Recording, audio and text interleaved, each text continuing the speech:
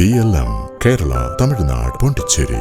ചുരംപാതയിലെ വളവിൽ കാട്ടാനയ്ക്ക് മുന്നിൽ അകപ്പെട്ട അധ്യാപകൻ ബൈക്ക് നിർത്തി ഓടി രക്ഷപ്പെട്ടു. നെല്ലിയാമ്പതി ചുരംപാതയിൽ അയ്യപ്പൻ തിട്ടിനു താഴെയുള്ള വളവിൽ വെച്ച് വ്യാഴാഴ്ച ഉച്ചയ്ക്ക് 12 മണിയോടെയാണ് സംഭവം. നെല്ലിയാമ്പതി സീതാർകുണ്ട് ഗവൺമെന്റ് LP സ്കൂളിലെ അധ്യാപകനായ നെന്മാറ നെല്ലിപ്പാടം സ്വദേശി R. ശ്രീജിത്താണ് കാട്ടാനക്കുട്ടിയുടെ മുന്നിൽ നിന്നും അത്ഭുതകരമായി രക്ഷപ്പെട്ടത്. രാവിലെ സ്കൂളിൽ വന്ന ഉച്ചയോടെ തിരിച്ചിറങ്ങുന്നതിനിടെയാണ് സംഭവം. ബൈക്കിൽ ചുരംപാത ഇറങ്ങുന്നതിനിടെ വളവ് തിരിയുന്നിടയ്ക്കാണ് കുട്ടിക്കൊമ്പനെ കണ്ടത്.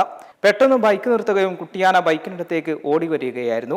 ആന ഓടി വരുന്നത് കണ്ട ബൈക്ക് പാതയിൽ തന്നെ നിർത്തി ഇറങ്ങി ഓടുകയായിരുന്നുവെന്ന് സുജിത്ത് പറഞ്ഞു. ആന ബൈക്കിനടുത്ത് എത്തിയെങ്കിലും പിന്നീട് തിരിഞ്ഞു നിന്നു.